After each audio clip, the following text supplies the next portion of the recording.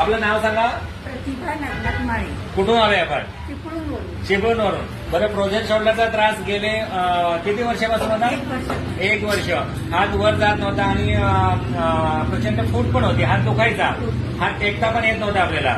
झोपताना त्या कुशीवर झोपलो होतो का आपण? नाही. त्या कुशीवर झोपता पण येत नव्हता. बरं, दोन्ही हात वर उचला बघू. न्यावर जो जातोय तो जाऊ दे पुरा.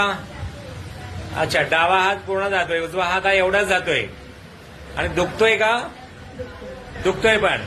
A few moments later. आता आपण हाताची मुवमेंट बघूया आधी सरळ सरळ मध्ये.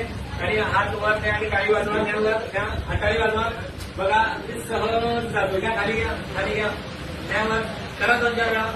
बघा, सहज जातोय आणि सहज येतोय. ओके, ठीक आहे. या जरा जवळ या. अजून काय काय समस्या होत्या आपल्याला? पाय दुखत होते. हा. कमरेपासून पाय. जोरात बोला. हा. कमरेपासून पायापर्यंत दुखणं होतं. आणि आता? मांडी घालता येत नव्हती, पण आता व्यवस्थित मला मांडी घालायला येते. उभी पण चांगली राहते. आणि मुठी बंद होत नव्हते ना? मुठी बंद होत नव्हत्या, त्या आता मुठी पण चांगल्या. बघा, इथे फोकस कर. हे बघा, बंद व्हायला लागल्या. मुठी बंद होत.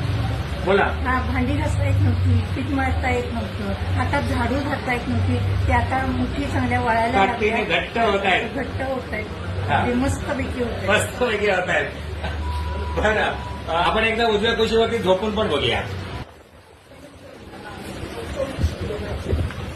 बघा, असं अंगाखाली हात जातो. असा अंगाखाली हात जात नव्हता. आणि अशा कुशीवरती किती वर्ष झोपलेलं नाही? एक वर्ष या उजव्या कुशीवर झोपलेलं नाहीये. आता कुठे दुखतंय का? नाही. बघा, अजिबात दुखत नाहीये. उठा. खुश आहात आपण? हा व्हिडिओ आपण शेअर करू शकतो. असं काम द्या बघा. ओके.